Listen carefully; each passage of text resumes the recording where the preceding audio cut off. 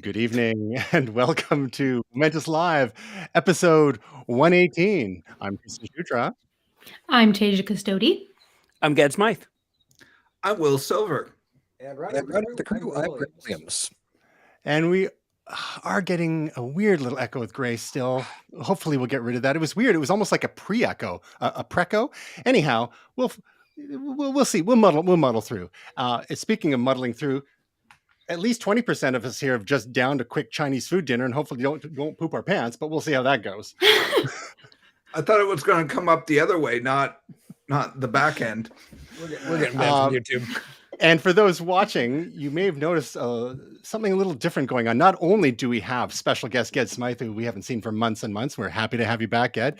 But on location, together with Ged, is, look at that! It's Gray and Ged together. Homeboys in the Hood in Guelph, Ontario. Love to see it. All right. Great to have him back. Okay. Let's get Gray back on the one-up. Everything is as it should be. Okay, so we've got a whole bunch of follow-up today, but we will get through it as quickly as possible here. And but before we get into that, Ged, how you doing? It's been a while. I'm doing well. I am, obviously we'll get into it in a bit, but I am absurdly busy. So I'm excited to share what's been going on. And sorry, your batting percentage is so low with me being on lately. I apologize. Well, I'm sure all of you, but Tasia the most. I'm sure it'll decrease even further as you get busier and busier. If you want to find out more about us at Momentous, you can go to momentus.tv/links. You can follow us individually at momentus.tv/team and the audio version of this sensation at momentus.tv/podcast. All right, starting with follow-up. Actually, for the last couple of weeks, we've been talking about the release of the Google Pixel Fold. And we talked about it a bit, I think initially in May when it was finally announced after months and months of teasing by Google. Last week, we had special guest Jamie Reynolds on to give his impressions so far, given it was one of his anticipated tech picks of 2023. And now some of the hands-on reviews are starting to arrive from the various media outlets, and they seem to be generally favorable. Slightly different approach to Samsung's, which have 4 generations under their belt now, and as such, Google's first generation offering does well in some respects, but by comparison, sort of comes in second, maybe a strong second place to some of Samsung's offerings. But Gray found one story about one reviewer who had their their Google Pixel Fold. Something happened within just a very short time of using. What was that, Gray? It looks like the sort of hinge gave out, and the way that the closed display touch, or they almost touch, debris got smashed into the screen. This is Ars Technica. I mean, they do have a tendency to write great reviews, and so I mean, I trust them. This feels like they got the one. There's a 2 to 5% defect rate on average of consumer electronics, so they got the lemon, and I feel very, very sorry for them. But yeah, the screen died after a couple of days. The pixels died out. They ended up with grit inside the screen. This actually kind of brings up all of the, I won't say complaints, but concerns that I know I had when we started looking at folding screens for the first time. When we first got a Samsung folding screen at work, it did this stuff. Screen died, stuff smashed in between the screen. I just can't bring myself to understand why people need a phone that folds. I'm just not there. Well, in this case, with the review unit that Ars Technica had, they said specifically that the flexible OLED screen died after 4 days. The bottom 10 pixels went dead first, forming a white line of 100% brightness that blazed across the bottom of the screen. And then the entire left half of the foldable display stopped responding to touch, and then a white gradient started growing upward across the display. For those viewing, you can see in the photo, it just looks like it looks like everything's de-resing from the bottom in this, it looks like, almost from a nuclear explosion. Not that we've been talking about nuclear explosions much lately. I should say that the Samsung that we got in at first, we destroyed because we didn't realize that the plastic film coating on it you were one of those. wasn't supposed to come off. You know, and I thought we were doing the right thing, but like you pull the plastic off your electronics, right? Because we're not going to be those people that lay the plastic on. That's ridiculous. Yeah, you weren't the only one. I think Marcus Brownlee did that as well too, because it seemed like it was something you peel off, right? Everyone's peeling off those covers. This So horrible low-grade plastic needs to go.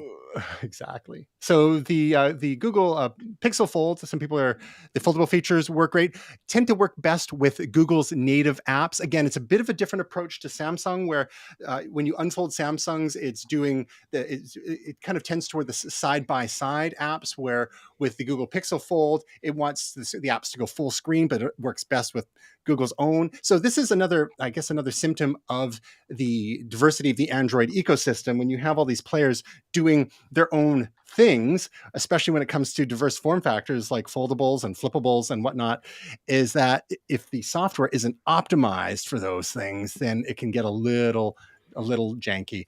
Cameras appear solid, excellent battery life and performance overall. A little heavy when folded, again, a little bulky. That was one of Jamie's concerns. It's still going to be bulky in the pocket. Back cover getting hot. Charging adapter not included, which seems to be the trend nowadays as once. But again, $1,800 just to get in with this, whereby a lot of your flagship slab phones, smartphones, tend to be a fair bit less and offer a better value. So unless, again, the idea of having a foldable is kind of neat, but are you willing to pay for a premium for that sort of thing? Now, Gad, we haven't really, I don't think we've spoken to you about any of these foldables or new generation flip phones that we've seen from the likes of Samsung, Google, and Motorola. Any thoughts from your perspective? Or do you miss the days of the flip phone? Would you like to have a nice a modern day flip phone with big, beautiful screens, one that flipped up or flipped sideways, like the fold variations do? I mean, I loved a flip phone. It was 2003. I was skinnier. I had a bit more game, but other than that, I have zero use for them. I mean, if you fold it, it gets thick and bulky. I mean, I'm happy to leave 2002 and 2002. I'm good. Just give me my slab phone. Let me get a case on it that can get shot and be okay still. I'm not sure why they need this, but that's all right. And I'm just happy to move on and slide it in my pocket and feel a bit better about myself. Fair enough. In other Google news, we were speaking last week about the death of yet another Google project. What even was it? Does anyone remember what it was? My memory is failing me. It was the URLs or whatever, the domains. Oh, Google Domains, right? Yes, and so again, we were talking last week about the dozens and dozens of projects that Google has launched and killed off over the years. And any company that is interested in R&D and experimentation will do that a bit, but Google is the poster child for this, given their engineering culture, their spaghetti at the wall experimentation culture. But it's crazy. You go to killedbygoogle.com and you can see the list. Well, one more thing to add to that list is their augmented reality glasses project called Project Iris. And this one looked kind of cool. It was almost like the rebooting of the Google Glass, but more in a traditional sort of wearable. And it sounds like they are shutting this down in favor of some possible other collaborations. Google Glass still exists for commercial and industrial uses, but Tasia, given that you are official Momentous Google correspondent, what are your thoughts on this AR, this fancy AR lightweight headset that they'd been teasing us with last year, and now, and with the live translation features and all that kind of stuff, and now it seems to be going away already? Yeah, I mean, I think the thing with Google is they like to throw a lot of stuff out there and see what sticks. But I also think part of the issue is Google Glass was so ahead of its time, and it was just too ahead of the curve, and nobody could comprehend that type of technology at that time. So now it would be like they'd be behind the game. But I just think they're trying to maybe streamline what they're focusing on. Maybe they have something else cooking. Yeah. And they just are like, we're going to sideline that because we have another thing coming.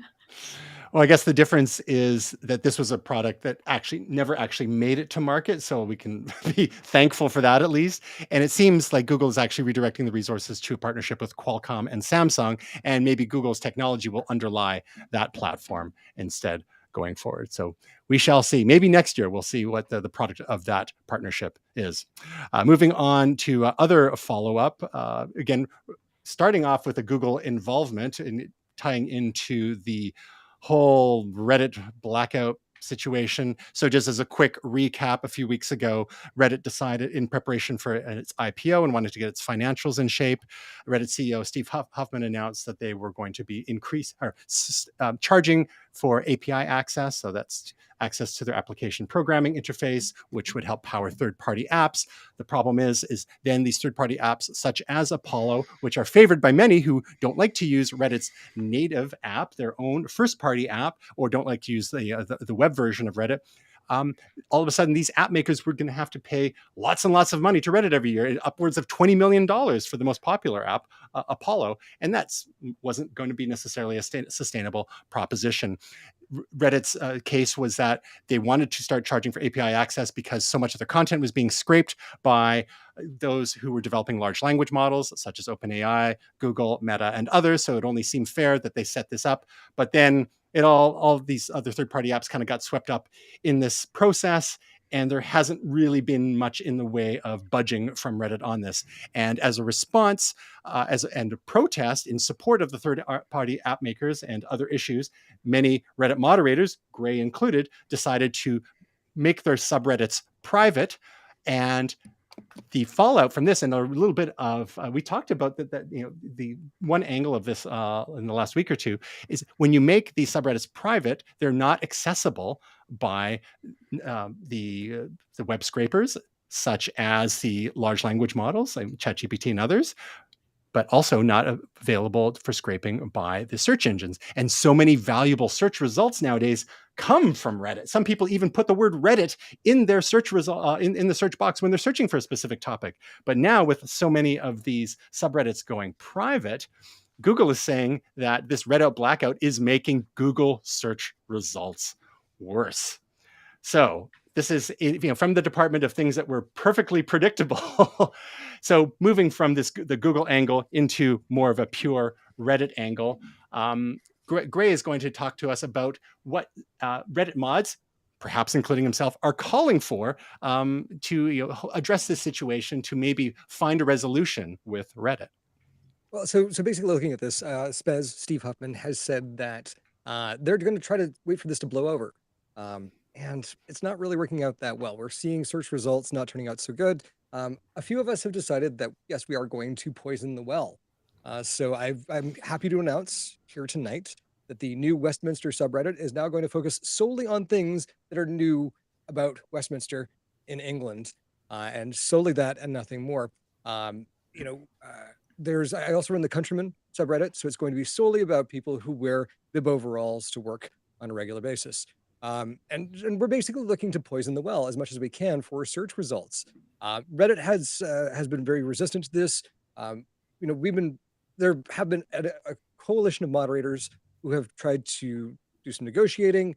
We're looking to see if we can get a moderator advocate, because if there's anything better than a lot of us having our cries fall on deaf ears, it's somebody inside the company having their cries fall on deaf ears, and that really is going to mean a whole lot to me. Somebody inside the company being ignored along with the rest of us. I'm not budging. I'm not. So as we have about 8,000 subreddits have gone dark as part of this process, and a large number of moderators as well. Some moderators, such as yourself, are in charge of more than one subreddit. Would you mind walking us through some of these, series of requests that have been presented to Reddit to find a resolution to this matter for third-party apps and the restoration thereof? Hold on, wait, quick question. Did I hear that there's a place I can get overalls? Like, is that going to be a thing again? That's in. I want to see team over everyone in overalls in a couple of weeks. Find your Oshkosh. I don't even know who makes overalls. But if you could sort that out, I think we should have a full hoedown. Yeah. Okay. So basically, what we're looking at is looking at third-party apps, being able to make money as well as provide money back to Reddit, looking at a reduction in spam, the bigotry, misinformation, illegal content. This is fascinating because our Canada was taken over by right-wing extremists, one self-identified Nazi, which we basically went to our on guard for thee at one point because there was no way to dig out the tick that was this moderator. And basically looking at having moderator tools being available on old Reddit, new Reddit mobile platforms. A lot of folks are still using the re-release of Reddit's sort of new interface. I know I go back to it all the time because the ads and the kludge that are in the new Reddit are not great. And that's one of the things that some of these third-party apps were actually moderation apps, and that's one of the things that ticked off the moderators, right? Yeah, Apollo is phenomenal for managing mod mail. I get everything into one inbox, and I can actually, moderate all of my stuff through there. So being able to look at anything that's done that would affect moderators, who we are volunteers, like everyone on Reddit that's not paid for by the main company. We're volunteering our time, creating content, gathering content, and then sharing that and commenting. So basically, looking together, figuring out what the roadmap is, and then finding a way forwards together as opposed to under the iron fist of Danny Rand and or Spez. Gotcha. And so there are a few other requests being made. We'll include the article in the show notes for those who want to dig a little deeper into the requests being made to Reddit by its 8,000 moderators who have participated in this blackout. So I think this is a story that is going to continue to develop. We'll see where it goes from here. Another quick bit of follow-up.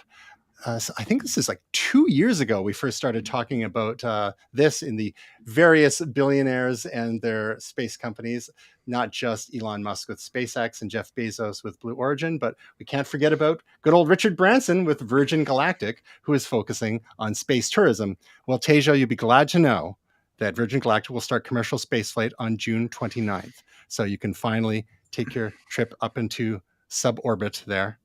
You stoked or what? No thanks, guys. I'm good with my feet firmly planted on Earth. I don't want to go up and I don't want to go down. Fair.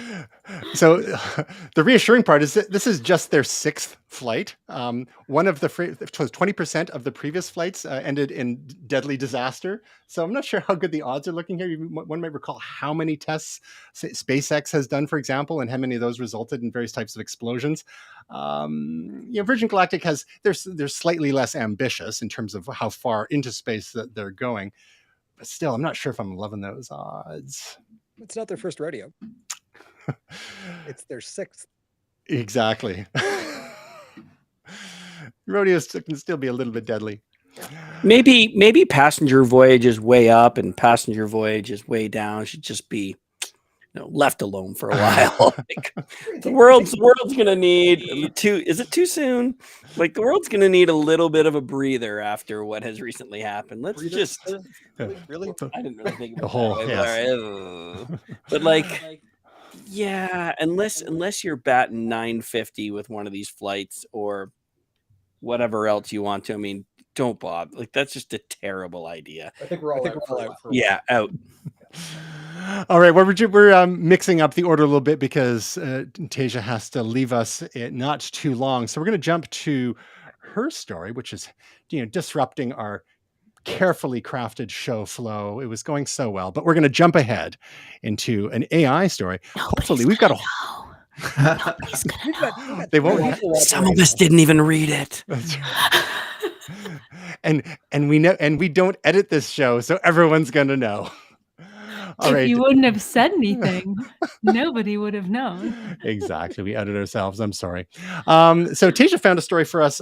We've been talking about so much AI stuff in the last year, especially. And it's not all about large language models and chatbots. We've talked a little bit about how AI is helping with things like deciphering interpreting medical imaging. So, Tasia, how is AI helping to shrink waiting times for NHS cancer patients in the UK? Well, so something a lot of people don't think about is how long it takes to actually map an area. So when you're doing this type of radiology and stuff on cancer patients, you can't just you know, shoot it wherever you want. So like say they're trying to map out an area like near the prostate for like prostate cancer, you have to take into account like certain organs like the bladder and stuff like that. And it's extremely time consuming and can take radiologists like 2.5 hours sometimes to like map all this out. So now they're using like Osiris, I think is like the name of this program that they've developed that is using AI to help them map out like and create certain like segmentations for them. So I think it can go 2.5 times quicker than what like the radiologist can do. So this can be used in like a numerous amount of ways to like speed up people's actual appointments. It can get people in quicker because it's freeing up the time for the specialist as well, so they can see more people.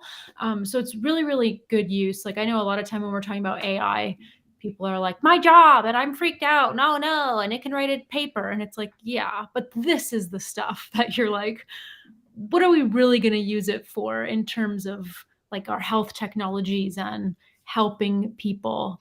So I thought that was really, really cool. And so this took them a really long time to kind of be dialed into this. And it's not going to be very long until we see either this system or a system like it that's hopefully going to be used more than just, in Cambridge there at NHS. So apparently they've started on working on a model that works in the chest. So that would work for lung cancer and breast cancer. And they're working on a brain model as well. So, again, working on brain tumors is especially fraught. So the better and more accurately they're able to map out potential pathologies there and really be very precise in any treatment to brain tumors is only going to help us out. So that's exciting news from the world of AI. That's not just about chatting with AI chatbots and making images on Midjourney, or making music or making, little video clips. We've been actually collecting a whole bunch of additional AI stories. There's so many. We might do a little roundup next week. We'll see how that goes. So thanks for bringing that one up, Tasia. There's another thing that's kind of in the similar vein. For less, I guess it's sort of in the general field of health and wellness, more on the wellness side, about how AI tools like ChatGPT can combat ADHD paralysis. And so we've got an article here we're going to link in from Mashable in the show notes here. But ADHD affects 4.4% of US adults. And in this article, the author describes how using a tool like ChatGPT helped with their, focusing their efforts being a dungeon master. So, it's quite interesting. What I found, like in this, I'm the sort of person like I don't have a diagnosis of any sort, but I know, and I think I get it from my dad, and we've got a little bit in our family of some of the, not the clinical ADHD necessarily. And I know we've talked about that amongst some of our team members here, but more, you don't have 10 browser tabs open, you have 500 browser tabs open. But I found personally that a tool like ChatGPT is great for, instead of just doing random like web searches trying to find answers to questions, is just asking ChatGPT for answers and then doing a little bit of fact checking. And then I'm finding it's keeping the tasks a lot more contained. And so I don't have to have dozens and dozens of browser tabs open for any particular topic. So that's one way that it's been helping me. Gray, have you been using ChatGPT for for research and stuff? Like always remembering about fact checking and the like. Have you found it helpful with these sorts of efforts? For research, not so much, but taking content and then amalgamating it into a close to finished whole and then going and doing some refining has been most of what I've done with it. Looking at this and asking questions of it, I suppose, that has been part of the process of writing those first drafts. So, I mean, I know for myself, when I have paralysis, oddly enough, today I got my diagnosis. I have been diagnosed with ADHD. But, and so, irony. Looking at this, when I do have paralysis, it is because I have difficulty deciding which task to proceed with next, and it's Right. just you sit there and it's not the trolley problem, it's the trolley problem magnified. Mhm. And so I almost wonder, is there a point where I'm going to be able to turn to ChatGPT and say, knowing everything that I have going on in my life right now, Yeah. what would you prioritize? And that may be something where I might be able to help me. And it sounds kind of crazy, but I find anything that pops into my head, I just ask and see what kind of answer. And sometimes you get some interesting insights.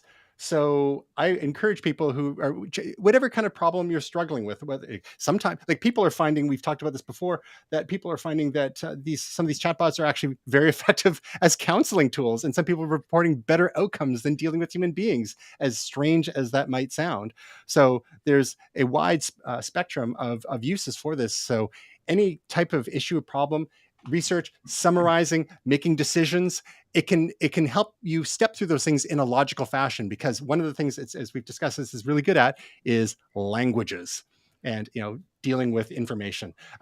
Will, have you I know, Will, you and I have had some fun with ChatGPT in the past as regards storytelling and the like. Have you had much of a chance to to play with it yourself?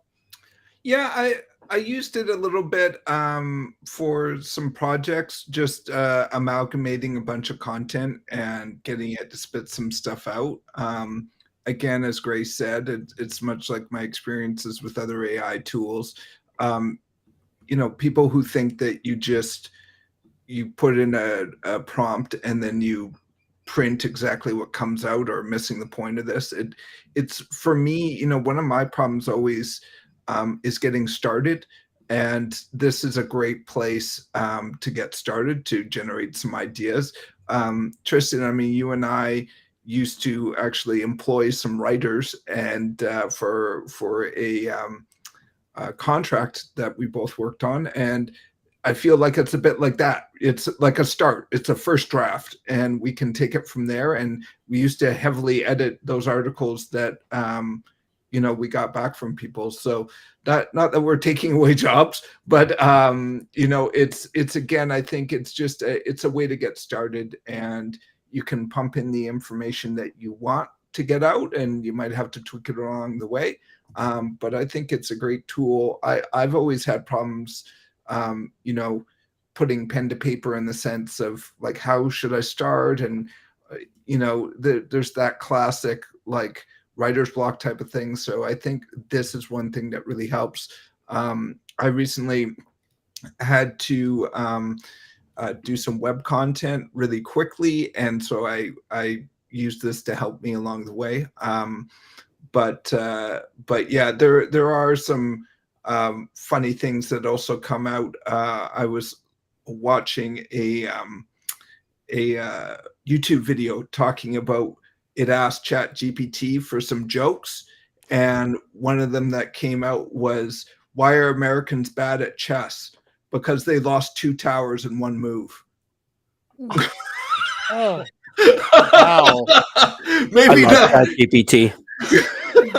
If this channel was monetized, it is now demonetized. Thank you.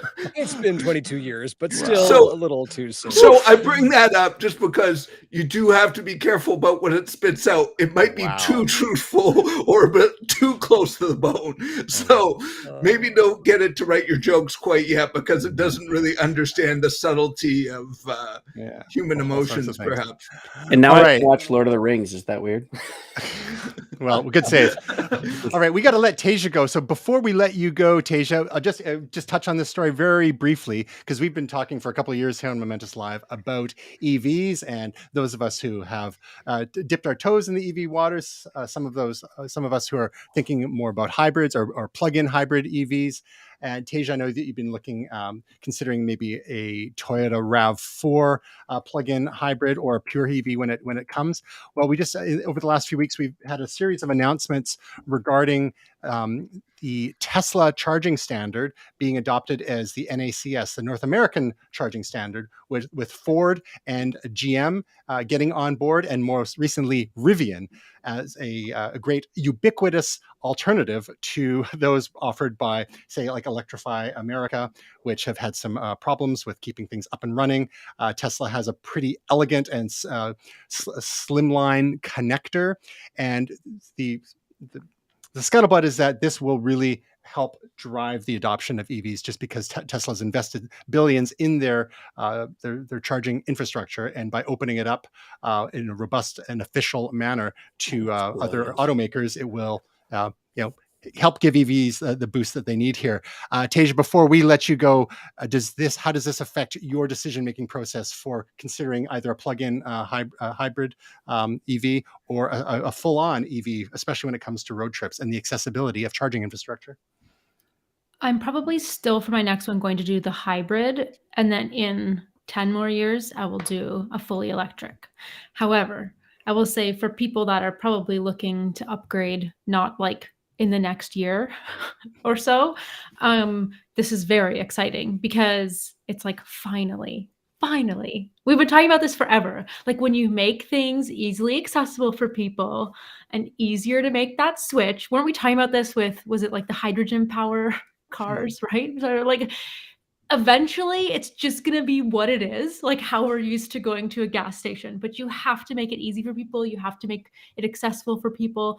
You can't just have one like like, I think of when we do a road trip to like see my sister-in-law in California, and it's like, I know exactly where we have to stop, and it's a tiny little town, and there's only like 4 chargers. And what do you do if they're all taken? Because they probably will be. Like, so it's just stuff like this. Like, the more options we have for people, the easier it is to get them into the product. Exactly. I guess the flip side being that now a lot of places you see the Tesla supercharger stations, they have 45,000 supercharger connectors at just under 5,000 stations around North America. Now, a lot of times they're mostly empty. You might see a couple of Teslas in them, but now when they open them up to the other automakers, the demand for those will start to increase. So you'll see Fords and GMs and eventually Rivians, as those gain market share as well, sort of filling up some of those slots. So it will be interesting to see how the supply and demand for the chargers and charging keep in step with each other, so we don't end up with the kind of lineups we used to see in the 70s for gas during the oil crisis. All right, Tasia, we will let you go, and we hope to see you again next week. And don't have too much fun without me. Oh, we won't. We never have fun without you. I'm passing the torch. All right. Well, Tasia, we hope your week is truly momentous. Momentous. We'll do one of these.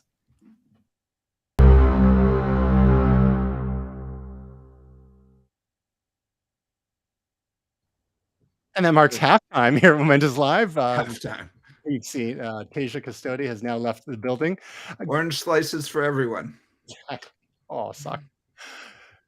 Ged, what's your take on this? So Ford is finally, I don't know, not throwing cracking.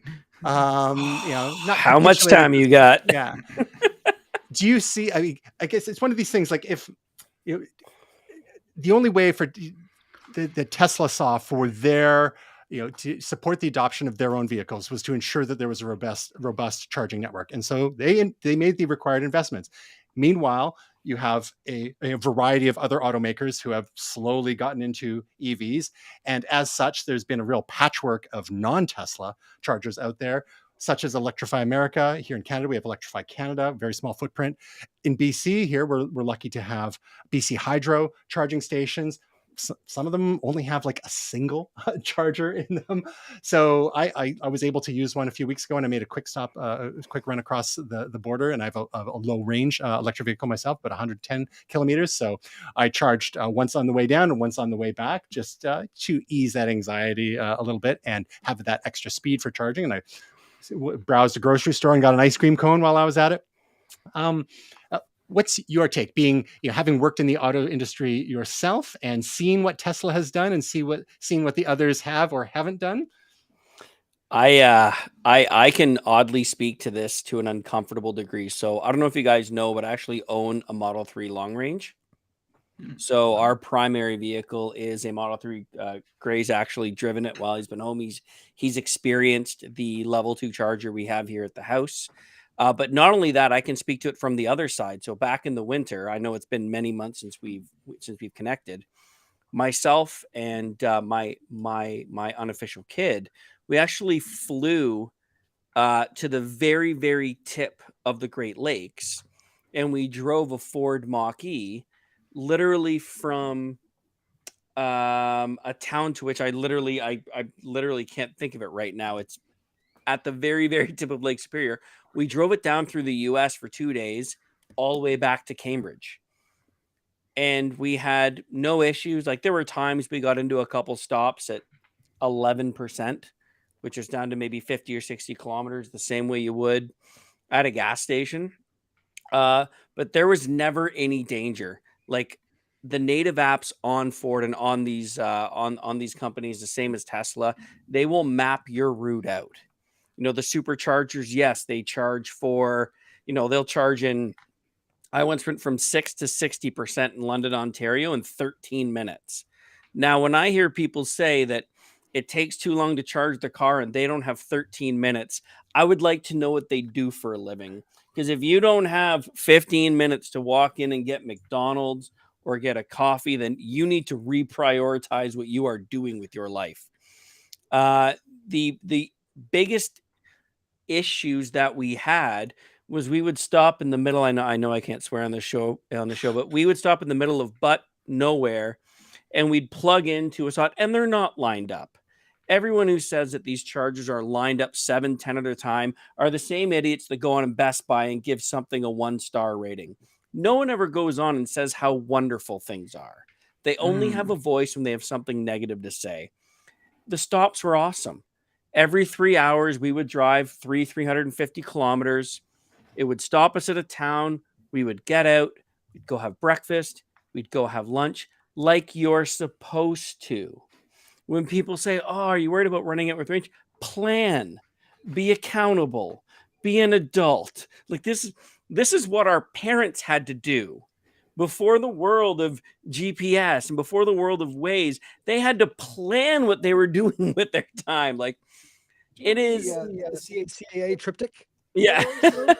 We're going to stop for gas here. We're going to stop for the flip over map. Yeah. Like, all this is bringing back a bit of now, is a bit of accountability. So going back to the Tesla thing, Tesla's charging system is obscenely slick. And when you buy your Tesla, you get an adapter.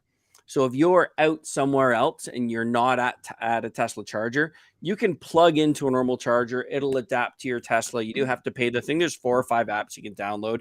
It's super straightforward. Now, the Tesla system is amazing. No card required. You plug in, you leave it for either 15 or 35 minutes or whatever it happens to be, and then you go on your way. I understand people's fear, but that fear is from lack of experience. And I have a 2018, like mine goes 470 maybe kilometers. Yeah. That's a pretty decent range. So I know that's a bit of a ramble. It's just weird because I've had that long range experience, like an uncomfortably Fort Francis. If you want to look up where Fort Francis, Ontario is, we are from Fort Francis to Cambridge, Ontario in 2 days. It was 2,000 kilometers or 1,700 kilometers. Yeah. So there's a couple of things there. One, last year or maybe the year before, YouTuber Marquez Brownlee of MKBHD, he did a challenge with a few of his staff members, and they basically raced, quote unquote, raced a Tesla, and I believe it was a Ford Mach-E along a certain route using their native charging infrastructure. So the Tesla used the Tesla charging, or whatever they were able to, and similarly the Ford used whatever they could use at the time. And the Tesla made it there a lot more quickly. Something like that. Yeah. Say that again. It's called the blue grid or the blue something. Yep. Yeah. So they.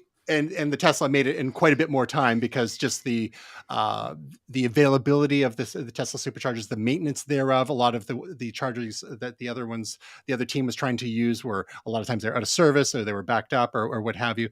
So when you mentioned adapters, so as a Tesla owner, you have an adapter to use the more general purpose chargers. So with the models from Ford, GM, and Rivian, probably starting next year, they will have the reverse adapter. So, and then you have to have an account set up with Tesla, and you will be able to use your adapter to use the Tesla charging stations. I have a friend who's actually been eyeing a Mach-E already available.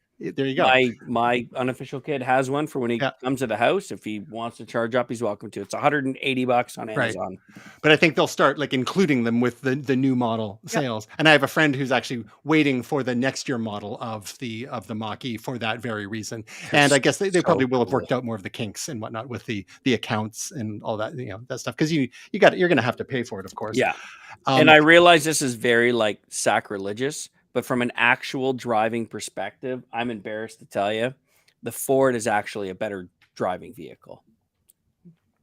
Not sacrilegious at all, right? Like let the market Model decide, 3 right? flies and it's cool, but Ford is a car company. Mm-hmm.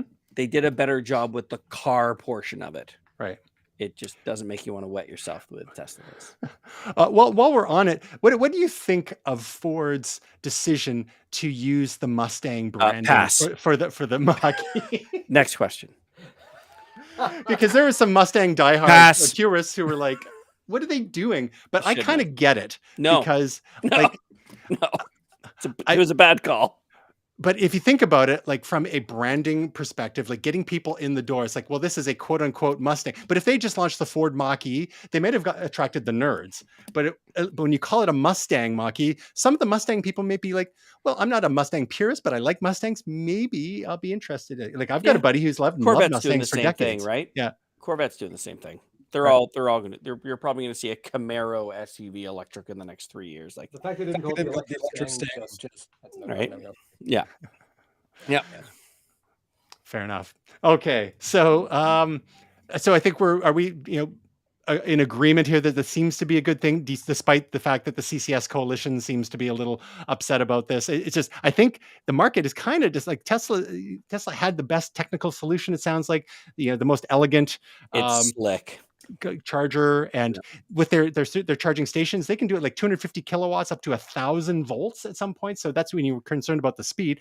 Now you don't want to be charging super fast like that all the time, because that's going to murder your battery life.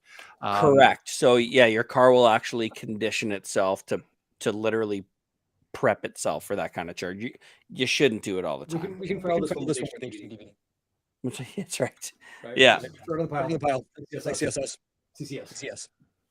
Now, Gray, I know that you've been eyeing the Rivian for a while. Now, the fact that Rivian is looking at adopting the Tesla NACS, North American Charging Standard, does this, when finances allow, does this inch you even a little bit more closer to the Rivian camp? Oh, yes. By about one adapter length. Perfect. Okay. That's about 8 inches, right? 5. Oh, okay. And Will, for your last take, we know how big a fan you are of certain Mr. Musk. Will, does this move make you more or less in favor of a car that would use the Tesla superchargers? If you had an EV that could use Tesla superchargers, would you deliberately avoid them? No, I mean, I don't hate the products that Elon makes. I just hate him as a human. What did he ever do to you? Well, kill Twitter. So other people, yeah. I think, I mean, I was resistant to Teslas. I actually was on a vacation recently, and we got an Uber, and I purposely picked one, or we picked one that was a Tesla, and it was really cool, and it was a fun ride. And even though we were in the back and watching the monitors we were going, and seeing the cameras all around, and it's a cool piece of technology. But I mean, besides that, I think that it just makes sense. You don't have different adapters for gasoline intake, right? You don't have one that's a square and one that's a circle, so like as Tasia was saying, that just to get it universal adapters, I mean, I think it makes a lot of sense. So despite what I think of Elon as a human, I think they're the cars that I've seen and been in, I've enjoyed. So all right, well, looking forward to seeing in your Cybertruck sometime soon when they come out in 20 years. And that is a thing. Sorry, before we get off this, I have had countless people ask me, like, because I own a Tesla, oh, do you like Elon Musk? It has nothing to do with it. Like, do you like Henry Ford? Seriously, like, It's a good piece of technology. Do I think he's a Yeah. wackadoodle? Absolutely. But his car, I can drive 2,200 kilometers for $35. So unless he's knocking off Mhm. entire civilizations, cool. Like unless he's building a sub out of Lego and taking people down there, I'm on board. I miss the Iacocca. I miss the Iacocca. That's who I miss. All right, There's a let's Christ move like movie on joke. to a little bit of gaming news now that Deja's gone. So Gray is one of the early adopters of the little yellow different handheld gaming console featuring a crank known as the Playdate.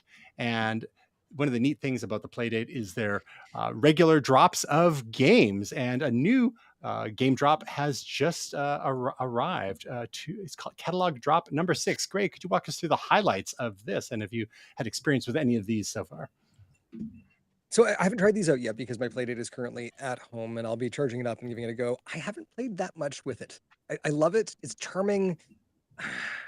I don't know. Life really just hasn't afforded the opportunities, and afford is actually kind of the word here because a lot of these new apps are actually Oh. paid.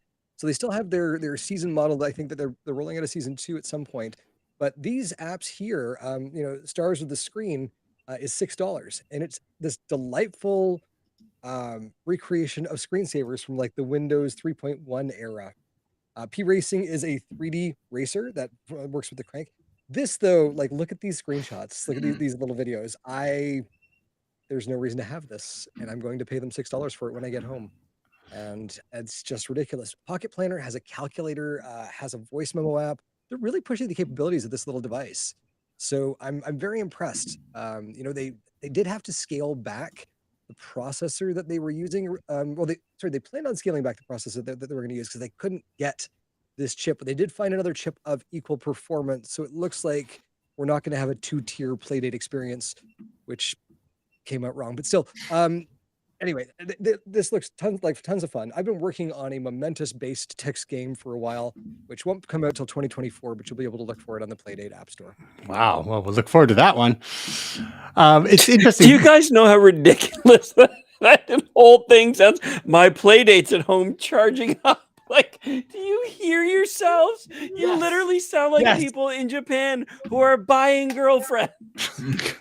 Like, if you go back and watch this segment, the last 3 minutes could literally be used as an inflatable girlfriend. Well, you got to crank it. Yeah. It's got a crank. You got to charge up your Playdate. It's having a bit of a processor issue where I don't really want a 2-tiered Playdate experience. Like, somewhere the guy who invented this is like, you idiots, you haven't caught on to this yet. The company is panicked. Ged, I hate to say it, but maybe it tells us more about you than the Playdate. That's fair. Yeah. Guilty as charged. In other gaming news, and speaking of developing your own games, there is a tool known as GB Studio, which is a quick and easy to use drag and drop retro game creator for your favorite handheld video game system, such as, say, the Game Boy. And these games could run in emulators, or if you had the right hardware, you could, do the ROMs and burn them to EPROMs and make your own little cartridges and the like. So Gray had mentioned making games for the Playdate, but if you wanted to make games for some of the other popular well-known handheld systems out there, there's a way to do this here that is looks like a low-code, no-code sort of environment for those looking to develop games for fun as a little bit of a hobby. Always wanted to, but didn't know how to code. Now's your chance. What do you think, Will?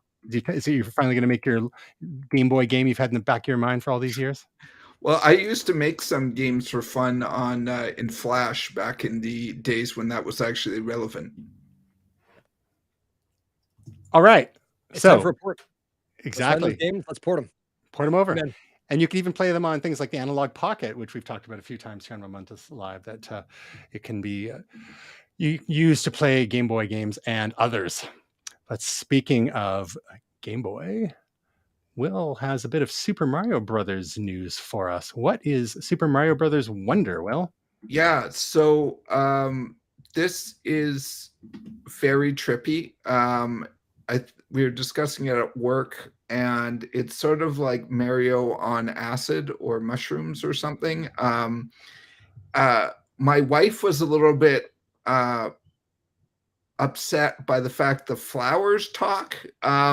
But yeah, I mean, this just looks really awesome to me. I just love the retro 2D Mario. I mean, I like 3D Mario as well, but there just feels something very classic and fresh and new about it. And both my wife and I are really excited about this coming out. It's October 20th, I believe, and of this year. And so coming to the Switch. And yeah, we love a good 2D Mario. It's my favorite type of Mario games are these 2D ones. So really looking forward to it. You should move a bit forward to maybe a little bit back to where it gets really trippy. I don't know. There's some parts where it's. I mean, really Mario is on mushrooms usually. Yes, this is extra special mushrooms. So yeah, it gets very bizarre at some point. Wow. But yeah, and you know, it looks like there was some 2D Marios that were done that just look like rinse and repeat, but this looks like they've done a lot of new stuff. Looks like some new game concepts, breaking some of the traditional models, but still 2D, still looks very fun. Multiplayer, you got Peach and I think Daisy is in this trailer, and Toadstool, and yeah, looks like fun. I'm all in on this. Well, we'll have to. Mario's kind of got a bit of a Dumbo vibe. Yeah. Well, at the end. Well, spoiler alert. We look forward to your full review come October 21st. Yes. Moving from Super Mario to Superman, DC's James Gunn has revealed the cast for the upcoming Superman movie, Superman Legacy, with David Corenswet playing the titular character and Rachel Brosnahan to play Lois Lane. I believe she starred in the fabulous Mrs. Maisel, and he is known for his breakout role in Netflix's The Politician. Ged, as our official momentous entertainment correspondent, what are your thoughts on this choice to replace Henry Cavill as the Man of Steel and his love interest? I humbly admit that I was not aware that this was announced. This is the first time seeing it. Is his jaw square enough for you? I mean, I know that they're going back to an origin type movie. I struggle with this one because I'm very pro Henry Cavill. So I grew up as a Superman nerd. So I'm always going to watch it. I love the show Superman and Lois. Like I will take all of the Superman.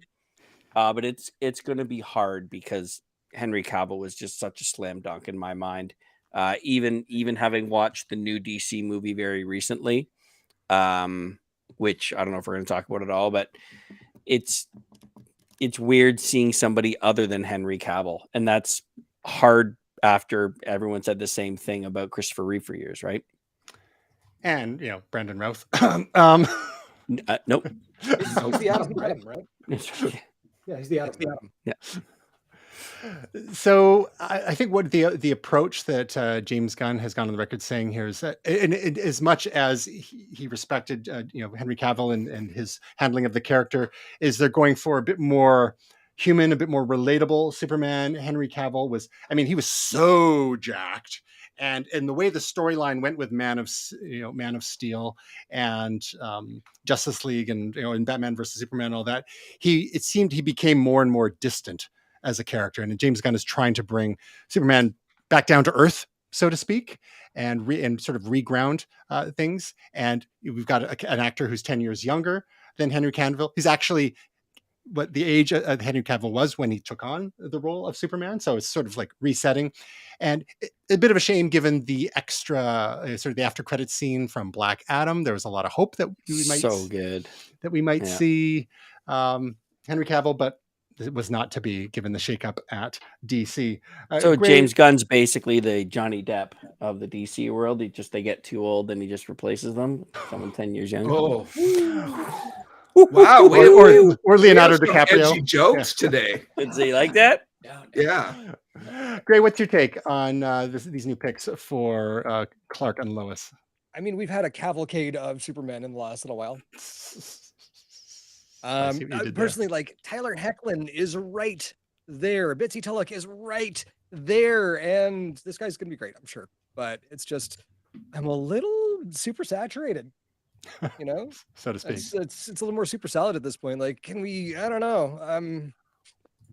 I'll watch it. I'll watch it, but it's just like, what's the compelling story that we're being told with Superman Legacy with a younger, like if you were telling like a Kingdom Come story, you know, where Superman's in his older years and you're giving a title like Legacy, I guess he's talking about his Kryptonian heritage, but we had 12 seasons of that with Smallville. I don't know. I don't know. Give me a Green Lantern movie. We haven't had one of those yet. Yeah, but I think if recent media history has taught us anything, is that you can take a beloved actor from the TV world and you can move him in. I mean, the whole world wants Daredevil, you know, as the Matt Murdock's in there to be part of that MCU. I mean, you could have taken the actor, I apologize, I don't know his name, from Superman and Lois. Tyler Hoechlin. You could bring him right into this brilliantly. I mean, that show punches way above its weight class. I mean, it's produced beautifully. It's casted really well. I mean, that would have been a no-brainer. My concern is that they're trying to reinvent the wheel when it wasn't needed. Dean Cain's available. No, he's not. Dean's got things to do. And he's not. We're not calling Dean. We're not calling Dean. Moving from DC to Marvel. Will, it's a dream come true. Get in line for Marvel Studios' Rogers the Musical, as teased in the series Hawkeye, coming soon to a Disneyland park near you. Will, how excited are you for Rogers the Musical hitting the real world? Well, I'm not going to go, obviously. It's a very limited engagement. I mean, I think it's a fun idea. It's extremely limited, and actually they're only doing it till August, which as a bit of a Disney nerd, seems like a bit of a weird choice. It's almost like a placeholder till they bring back the Aladdin show at that theater. So it is strange. I think it makes sense if they're only going to do it for a little while. The demand is so high, they're actually doing a virtual queue right now, which means you have to log on the day that you go into the park and book your spot at the Hyperion. So, and it is just basically, it looks like it's only about a 2-act thing. So they have one that we're seeing there, which is kind of the origin of Steve.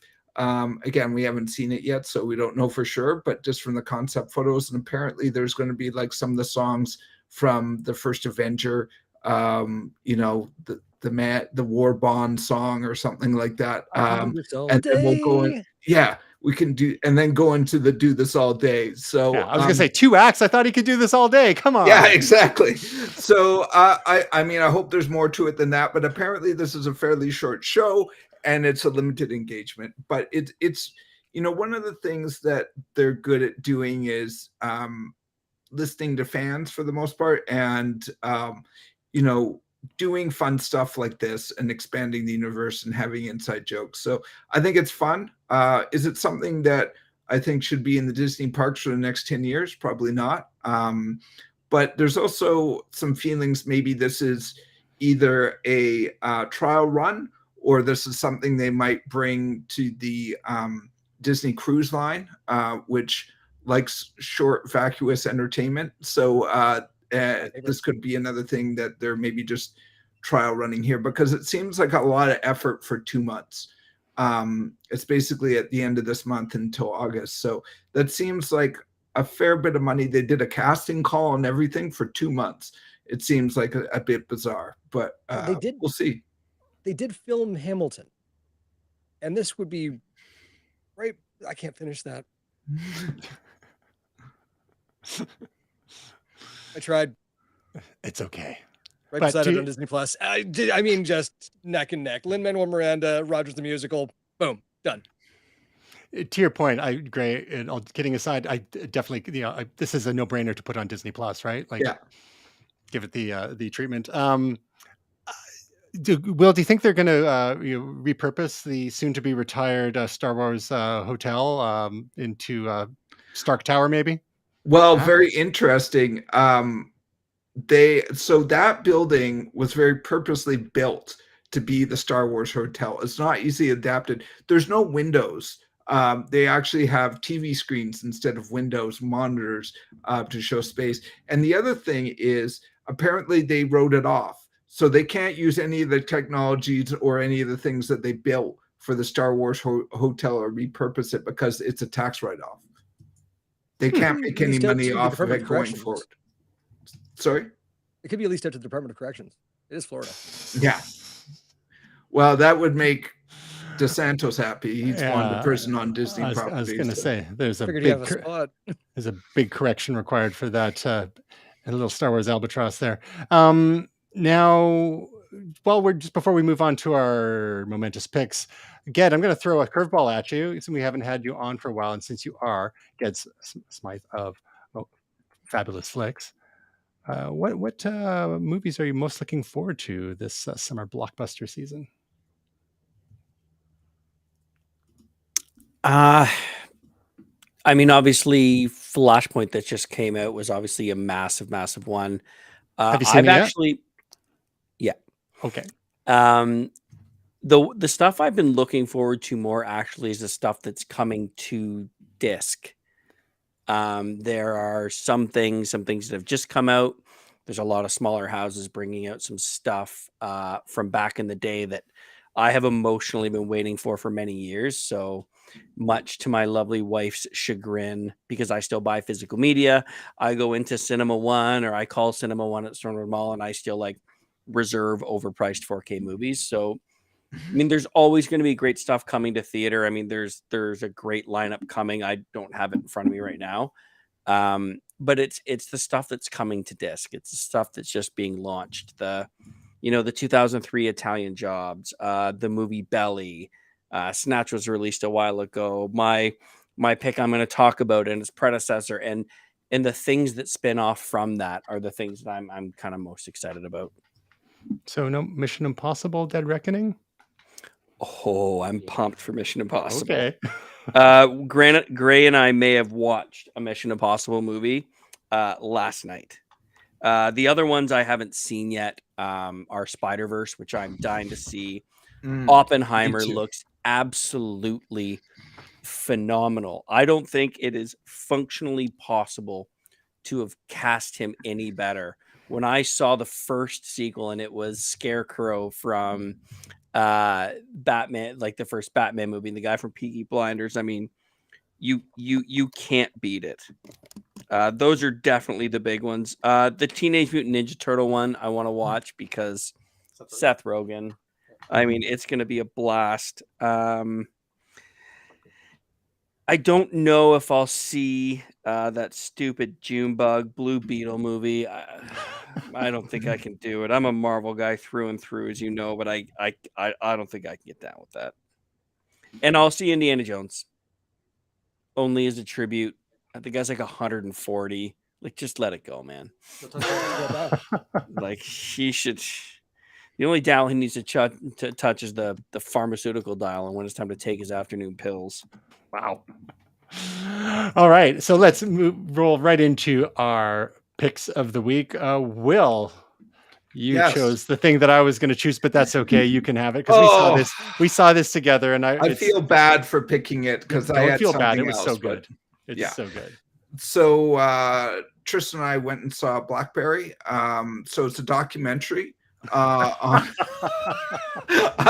No, it's a loose telling of the story, the origin of Research in Motion and the creation of the BlackBerry mobile devices. It was really good. And I have to say, there's a couple actors that you're very aware that they are acting. But the one that was absolutely amazing was the Jim Balsillie, played by Glenn Howerton.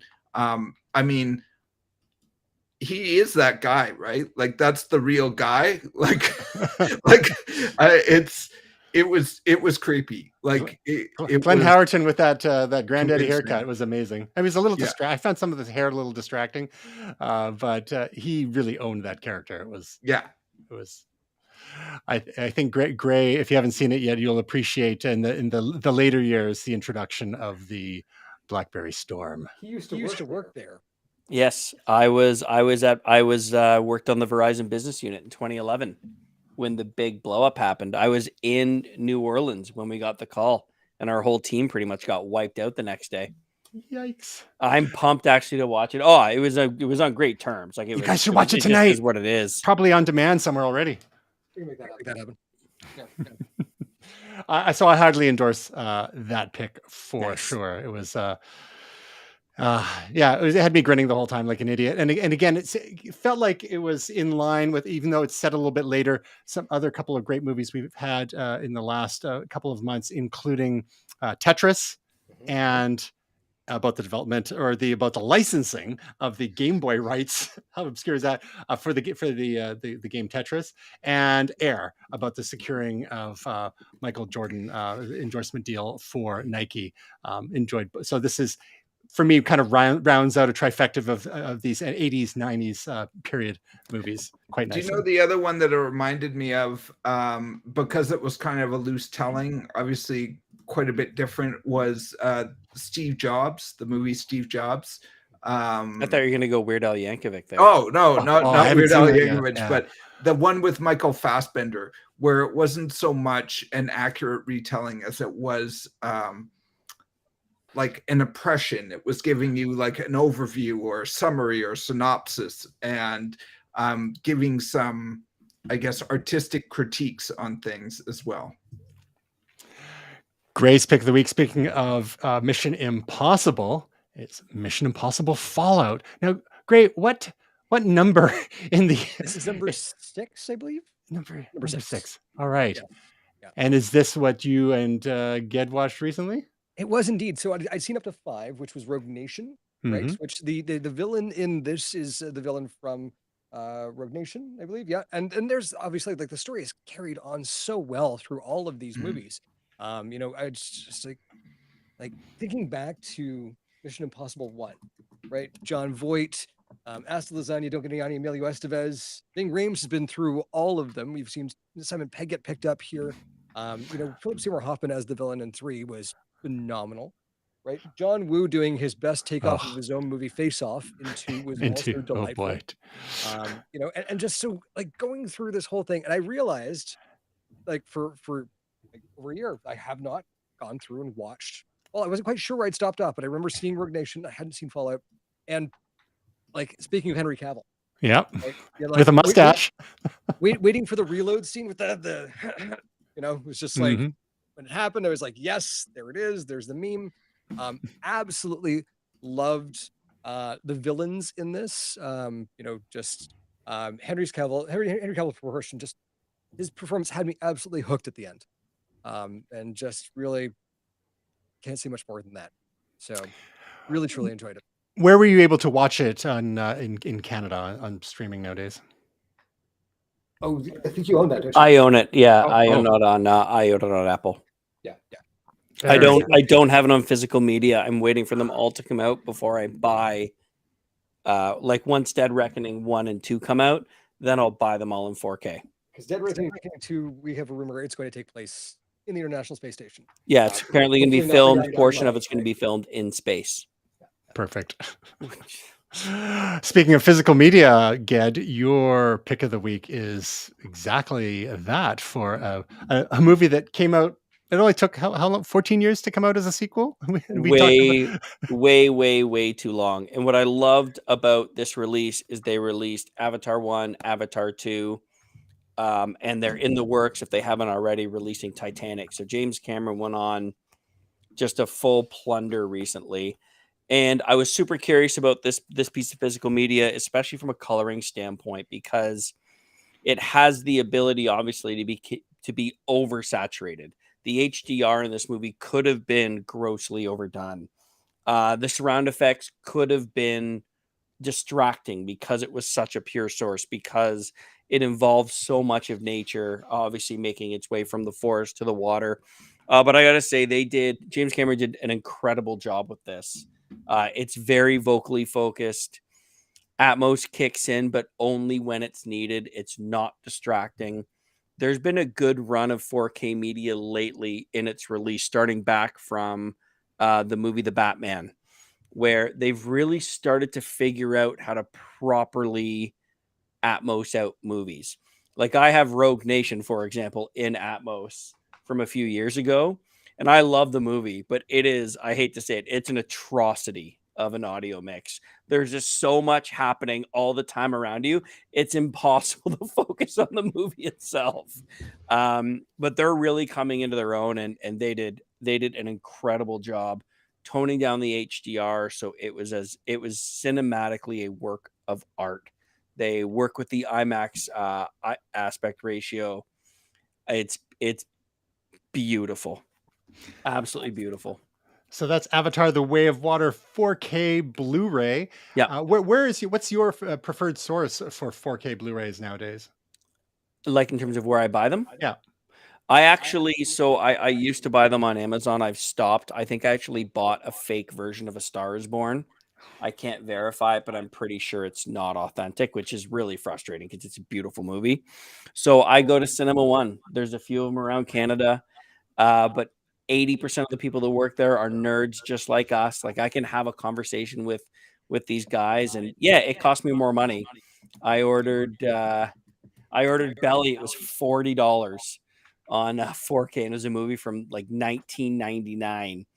But I'm happy to pay the money. I'm happy to support it. I'll have to check that one out. And on the 4K thing, I haven't purchased a single new Marvel movie because they're releasing them all on Disney and IMAX Enhanced, and they have not done it in 4K physical media yet, which is an entire other conversation. But got to load up on your 4K media in time for the EMP. That's it. Oh God, that's right. Whatever, I'm ready. We got enough Harry Potter and James Bond to last me a lifetime. So yeah, Avatar: Way of Water. It was fun. I met Gray, and Will and I saw that together in the theater back earlier this year. So glad the 4K Blu-ray holds up its end of the bargain there. My momentous pick this week is kind of the opposite end of the spectrum, and it's a 2009 movie I watched over at my dad's place. I was with him for the Father's Day weekend, as I've been doing the last number of years, an excuse to take the motorbike to the Gulf Islands. And we watched this movie, A Serious Man, which I've been wanting to see for a while. And it was the Coen brothers, Ethan and Joel Coen. And it's the story of Larry Gopnik, a Midwestern physics teacher, as he watches his life unravel over multiple sudden incidents. Though seeking meaning and answers amidst his turmoils, he seems to keep sinking.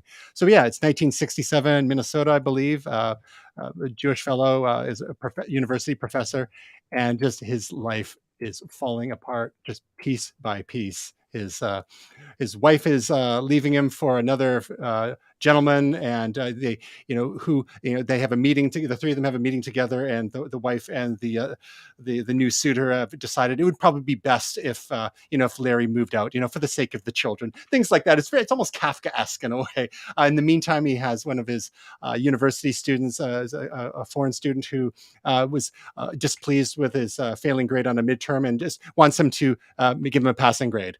Just because, and then somehow an envelope full of cash appears on his desk, but no, he's not being bribed. And one thing after another just it happens, and it's very low key. It's very Coen Brothers, but definitely worth a watch, especially if you're a fan of the Coen Brothers.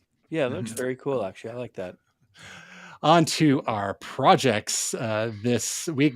Will does not have any beats for us this week, but to make up for it, Ged's got something pretty cool going on. That actually, before we get to Ged's big project, we'll start with Gray, because Gray, you've got a little kind of an update to a project for us, and you were redeveloping the website for Cambridge Engravers, and you have a bit of news about that. Yeah, so we're now e-commerce enabled, which is great. And we've actually had a great bit of success over the last little while. The website has the update went flawless, and so went through and just wanted to check in on things like Google redirects. Squarespace has been just so easy to use, and it's been yeah, really happy to get that online. My parents seem very happy, and yeah.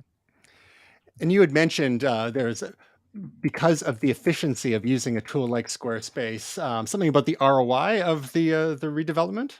We made the cost back in development in the first 3 days, so it's, There you go. yeah, so it's off to a great start. We've had like basically streamlining the funnel process of folks getting, from initially discovering the brand to actually either placing an order or communicating, has been incredible. And my dad's really taken to it. Like he's happy. Paul, who's the fellow that works with him, very happy. So yeah, I'm glad I had the opportunity to do this. It's something that I've been working on the back end SEO SEM for a little while, 2 years, and that was doing well. But Apple Business Connect, Google Maps, these things, just making sure that we've got that consistency across the board. And now the website actually matches what you find when you search for it on Google Maps or Apple Maps. You actually end up at a website that I think we can all be proud of. The other website was 21 years old. 19 years old. Wow. 19. Good stuff. Well, we hope it continues to bring in a healthy amount of business for the family business. Now, moving on to Ged's project. So you've got a little something called Double Cross, and that has featured a number of different products. Can you give us a quick history of Double Cross and then tell us what Double Cross is up to nowadays? Sure. So Double Cross was a brand that started drunk in my hot tub about 4 years ago. And we started doing kind of funny t-shirts, hoodies. In fact, I'm literally wearing one of our old hoodies by Dead Fluke. And then when the pandemic hit, we decided to have some fun and try having golf shirts made. So I contacted someone overseas in Vietnam whose name was Nam. Can't make that up. Wired $5,000 overseas and hope he didn't steal it. He didn't. Sent me a bunch of shirts. We sold them. It was a blast. I'd never do it again. But very quietly, we've been working, myself and a small group of people around me, around what the idea would be like of bringing a full golf simulator to the south end of Guelph. Now, Guelph is very underserviced. Golf simulators are becoming huge. If you Google TGL Golf League, Tiger Woods is literally launching an indoor simulator league starting next year. He's got 13 of the 15 top players in the world. It's becoming this crazy thing, not only because it allows people to play golf, but it really allows people to connect with each other. It allows you to bring in and uplift local business around. And by some absolute dead fluke, the one main simulator in Guelph actually closed. But they closed because of landlord issues, because they were renting. So at that time, we were literally in the midst of looking at if we wanted to rent or spend an obnoxious amount of money on some commercial space. So we've actually purchased 4,500 square feet of commercial space right in the south end of Guelph. This is the landing page you see. Gray's literally here. It's not published, but I built the main page of it today, and we'll be working on the pages over the next few days. And yeah, so coming this winter, Double Cross Sim Lounge will be an elevated, upscale, very hyper local focused golf simulator. And the nerdy part of this, and what I really want to talk about, is after demoing every single piece of technology out there, we are very happy to say that we are going to run what's called Foresight Hawk simulators.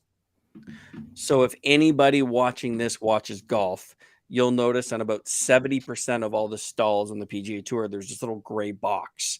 That's actually called a GC Quad. It's made by Foresight. It is accurate to within 1% of actual yardages.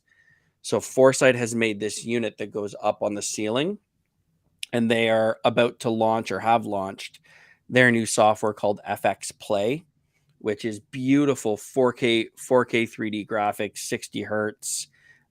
incorporates a lot more gamification for kids and bringing in new players. There's a website, you can create an account, you can log all your stats, it'll track all of your rounds. And even is going to start incorporating multi-sport. So working with like soccer right now is now a thing, or football, depending on what side of the pond you're on. And this is going to be our technology partner. And the closest place you can find that has this is about an hour and a half away in Collingwood. So it is a massive project. That sounds exciting. Is yours going to be dedicated solely to golf? Yes and no. I mean, we're going to have 4 bays on the main floor, and on the upper mezzanine, it's going to be a big 20 by 40 VIP lounge. That VIP lounge will will feature a half wall. So it'll be like a big 250, 300 inch projection, but they've also all been double HDMI'd. So if somebody wants to have a gaming party in there, if somebody wants to set up Golden Tee and have a Golden Tee party in there, or if a different sport wants to come in as this gamification happens and you can incorporate other sports, then for sure. I mean, yes, golf is my passion. Yes, I'm obviously super biased, but this is becoming about a lot more than that. This is a place where people can connect, they can socialize, they can do something while having a pint, while having a drink. I mean, unless you sit down and eat, there's really nowhere for adults to really connect unless you go to a bowling alley. Yeah.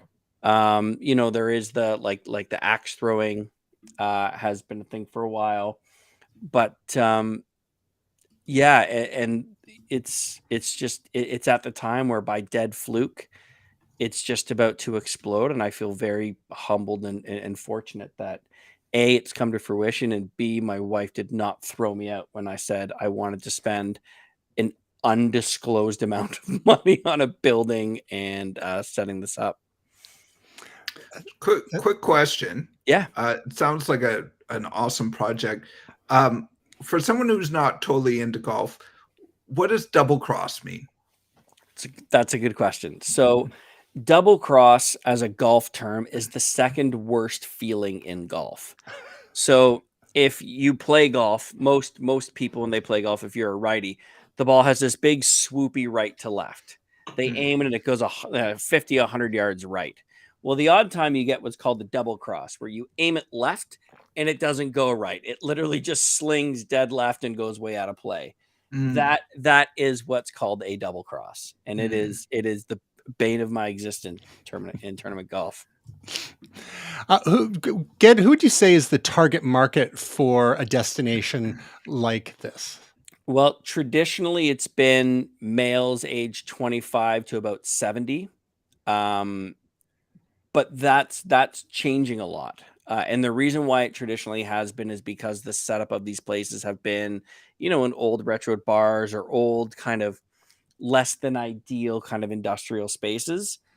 No one in our area has really put one together that has that welcoming environment. Our goal is to obviously, of course, cater to that normal demographic, but also really look at the better player, the female, and the person just wanting to get into it or just wanting to connect with people.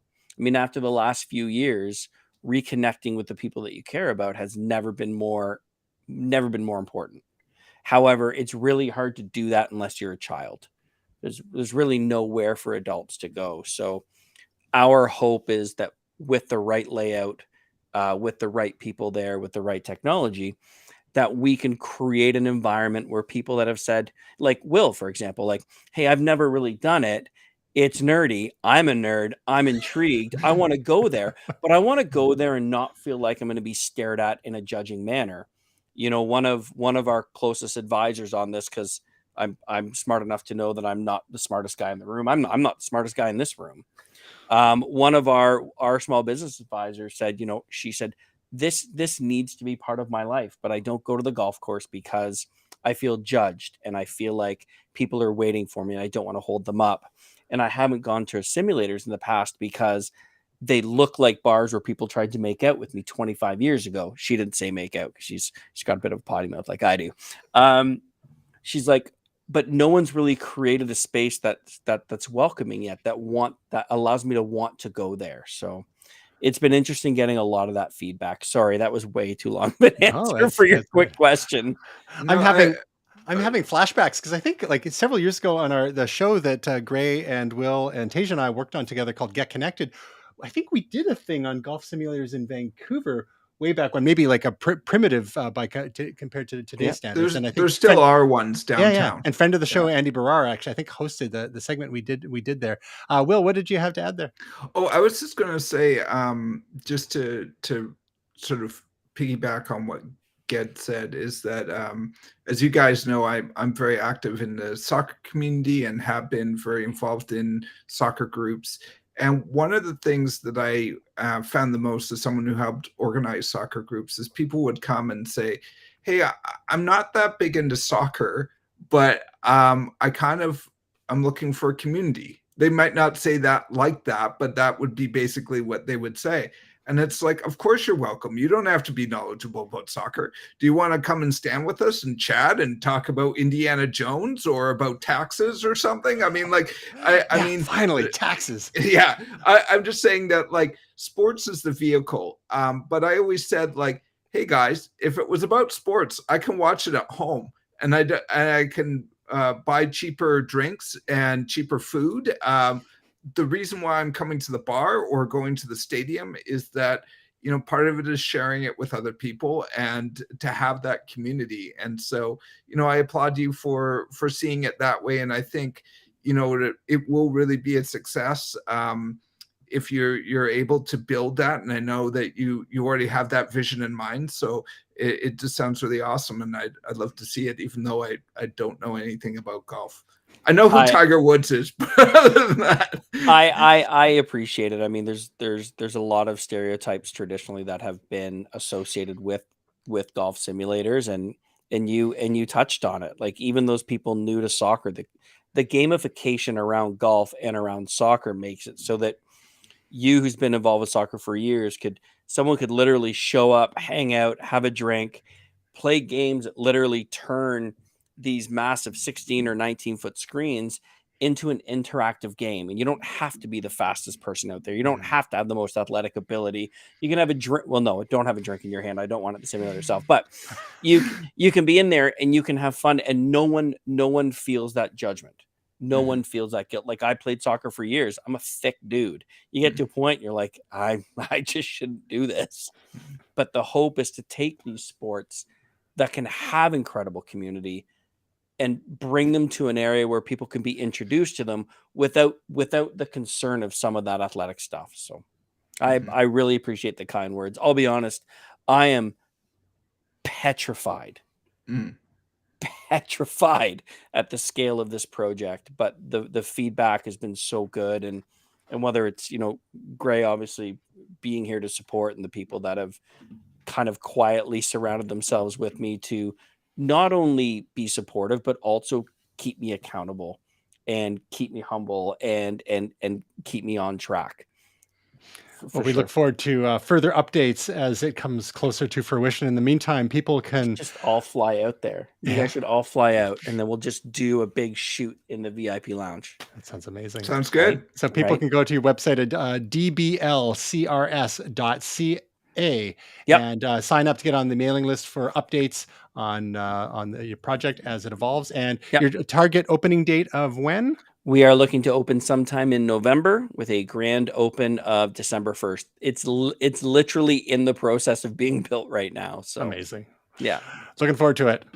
One last little project mention is Tasia, who was with us for the first half of this evening's show, has yet another YouTube video for us. This one back to her usual Google fare. This one on Google Analytics 4 setup. How to migrate Universal Analytics to Google Analytics 4.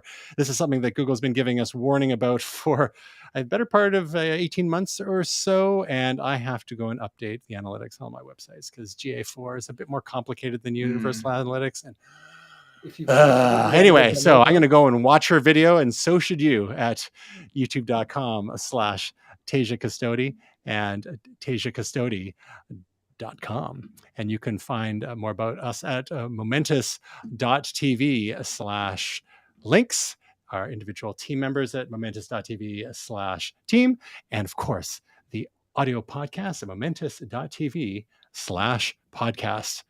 Ged, thank you so much for joining us. It's been far too long. We look forward to seeing you again sometime soon to talk about Double Cross and more. Maybe more cars, maybe more I movies love and it. TV shows, I physical media. really enjoyed this. Thank you so much, guys.